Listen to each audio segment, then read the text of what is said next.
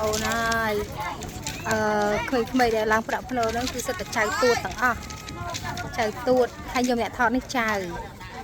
ហើយកូនកំពុងតែរៀបចំសែនឆៃមេងឲ្យលោកតានិយាយទៅបងប្អូនកូនចៅគឺច្រើនមែនតែនរៀបចំតាមលំដាប់ហ្មងយាយខ្ញុំកំពុងតែភាសាមួយចាស់គ្នាគាត់អីចឹងទៅស្វាយបងប្អូនឲ្យតែមកឆៃមេងម្ដងហើយខ្ញុំក៏ត្រូវបិទមួយដែរ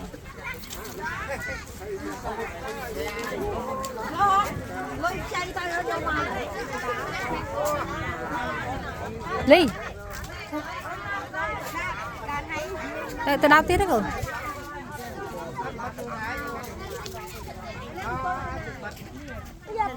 ដាក់ឲ្យមិនបានគេដកវិញយើងទៅ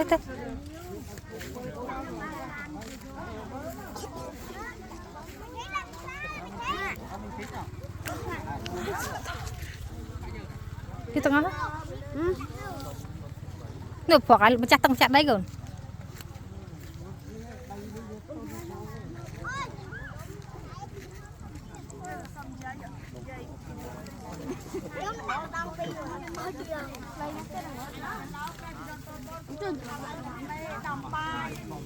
เรากลัวอะไรจะนอนพกมา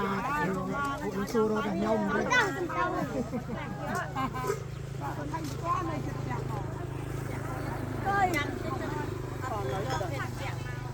โอ้ย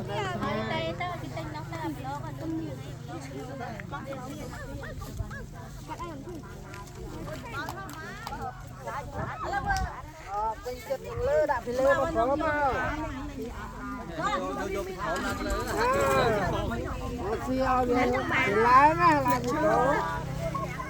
បងប្អូនកូនចៅឡើងទាំងអស់គ្នារហឡើងគ្រឹត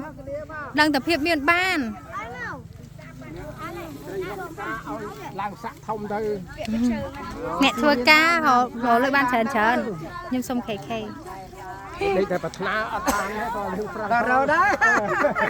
អីចេះតែប្រាថ្នាមកអត់ប្រឹងបានអីអត់ព្រោះអស់ហើយចាំស្រោចទឹកព្រោះអស់សិនមកអីស្រោចទឹកនោះទៅមកធំនេះទឹកយើងតិចនេះមកអត់តិចមកជិះ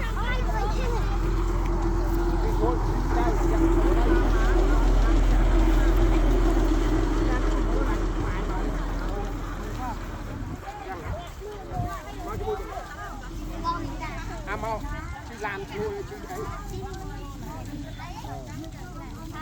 អីមកតុងដាក់ហូមហើយ